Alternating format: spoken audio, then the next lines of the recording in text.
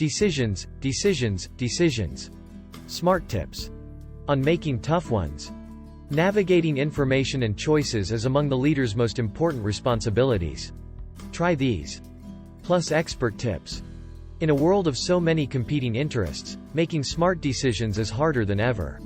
So much so, in fact, that some leaders get stuck in the quicksand of indecision. What they apparently don't understand is that indecision is a decision. Putting issues on hold is seductive and deceptive. Problems don't disappear. Challenges don't mysteriously vanish. As time passes, in fact, the list of options is often the only thing that shrinks. Eric Pleiner, chief executive at YSC Consulting, a global leadership strategy firm, offers practical tools for managing complex, subjective decisions. His insightful book is Difficult Decisions: How Leaders Make the Right Call with Insight, Integrity, and Empathy. Roger Dean Duncan. What makes a difficult decision different from all the other decisions a leader makes every day? Eric Pleiner. The most difficult decisions are subjective and human. They can't be reconciled by aggregating more data or conducting more rigorous analysis. They require the leader to make a call that will inevitably disappoint some people, maybe even lots of people, precisely because they have a personal element to them. When I must decide whether to let the team continue to work from home, I can look at variables like productivity data. But that doesn't tell me about the quality of an individual's experience of working. When a leader has to choose whether to let someone have more paid time off than they're allotted because of a family crisis, sure, there is hard data. But there are also moral dimensions, an ethical context, and the responsibilities of the leader's role that have to be taken into consideration. Pleiner. Values are aspirational. They convey what we ostensibly stand for, but there's no real consequence if we don't uphold them. Much of that is up to interpretation, anyway. Morals are the inverse. They tell us what we will absolutely not stand for, what we will not allow. They're about right and wrong. I like to say that morals represent a firm line drawn in thick, black Sharpie. Morals are internally defined, that is, determined and upheld by the individual and externally applied. Ethics, on the other hand, are externally defined. They are collectively determined by a group, an organization, or even a family, but we each interpret them internally. Ethics tell us what is beneficial or detrimental, helpful or harmful, better or worse, in a particular context. That context is often changing, which is why it's important to be constantly surveying how others' views are informing the ethical landscape. Duncan. What role should ethics, morals, and values play in a leader's decision-making practices? Pleiner. Whether we know or acknowledge it or not, every leadership decision contains morals, values, and ethics, our own sense of what is right and what is wrong, our beliefs about what we stand for, and an understanding of what is beneficial or detrimental in our current context. That's not a choice. What is a choice is to make those frameworks explicit and to use them with intent, rather than by default. Thinking about our morality, our values, and our ethical context in advance and making choices mindfully can help us make decisions with integrity. Duncan. How can people best understand the sources of their morality, and then honestly apply that self-awareness to their decisions? Pleiner. First, think about what you believe about right and wrong. Consider carefully, where did you get those ideas? Did you hear them from your parents or other adults in your life? Are they informed by your beliefs about faith, religion, or spirituality?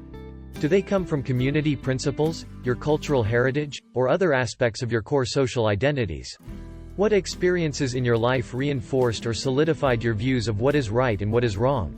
Whether it's through reflective thinking or journaling, conversation with a friend or loved one, meditation or prayer, a long walk in nature, a quiet solo task that has a manual component like showering or running or golfing or baking or shooting a basketball.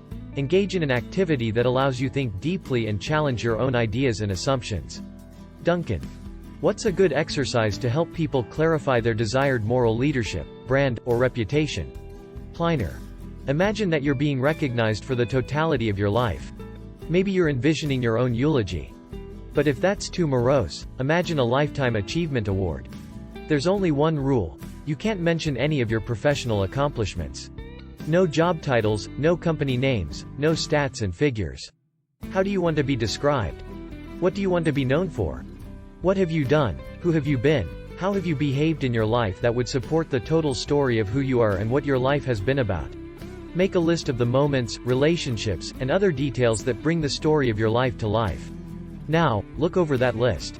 What does it tell you about what you stand for and what you won't stand for? What does it tell you about what you believe about right and wrong? About what really matters to you? The deeper your self-reflection in the abstract, the greater the likelihood that you can apply your understanding of your own morality to an unanticipated difficult decision when it inevitably arises. Duncan. You suggest that leaders should design their desired leadership styles, interactions, and organizational culture with focused intent rather than leaving those critical human elements to default. In that regard, what best practices have you observed? Pliner. There's no such thing as having time. No one ever has time to do deep self-reflection or to work in quiet or to focus on self-development. You either make the time or you don't. The leaders and organizations that are most successful at designing leadership styles, interactions, and cultures with intent are the ones that make time to do it with focus and to revisit those designs and their application regularly. For individual leadership, the most successful leaders carve out time every single day. Take minutes from social media scrolling or use a guided meditation on the treadmill or block out a meeting with yourself in your calendar. For teams, dedicate time at the beginning of a meeting to declare how you want and need to be together, or at the end of every session to reflect on how you did. And for cultures, commit to refreshed communication at least once a quarter. Duncan. In a world of virtue signaling and cancel culture, what can leaders do to resist the temptation to play to the crowd in ways that violate their own sense of morality and ethics? Pliner. I'm not necessarily a believer in the notion of cancel culture per se. It's a shorthand for a changing ethical context. I think the idea of someone being cancelled or rejected is an indication of shifts in the collective ethical context that may have once allowed particular behaviors to be considered acceptable and now considers them to be harmful or detrimental. In terms of violating their own morality, leaders have a limited set of choices. If you're willing to go along with something that you believe to be wrong, your morality is different than you think. For instance, if you agree to take an action that you say is wrong because you don't want to lose your job, then your moral priority is about maintenance of your job or your income over anything else. I have no judgment of that. It's just helpful to note in service of clarifying your actual morality. The leader's second choice is to try to influence stakeholders towards a different course of action that aligns with her or his personal moral code. The third choice is to refuse to take the action, but that's a card that most leaders get to play only once. This is why I think it's so important to be in touch with one's own morality, to regularly gauge the ethical context and your role responsibilities to make sure these are as aligned as possible, and to communicate your morality to others. Then you're less likely to feel forced to make a profound compromise or to walk away in the face of a difficult decision. Duncan. What's the difference between a leader's job and a leader's role, and why is it important for a leader to understand the difference? Pliner. Your job consists of the set of tasks for which you maintain accountability and responsibility. Your roles include results, but they also include the expectations of your stakeholders.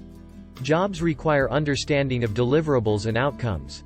Roles require understanding of what other people want, need, and expect from you, not just tangible outcomes, but also interpersonally and as a leader.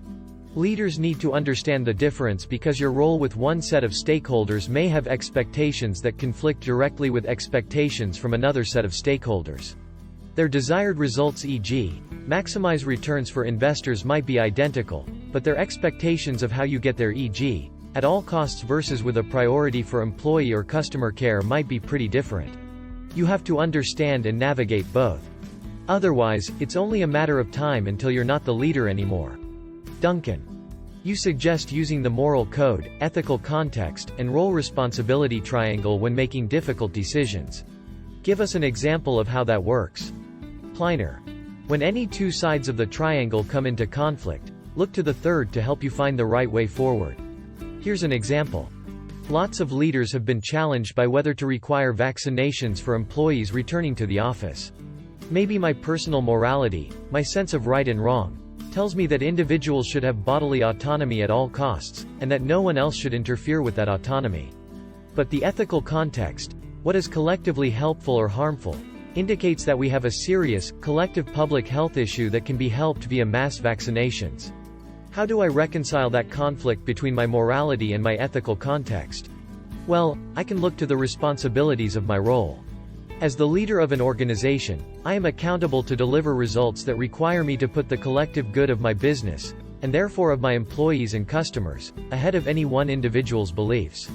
Can I come up with a solution, then, that allows me to support individual autonomy and public health at the same time? In this example, I have to, because my role responsibilities demand it.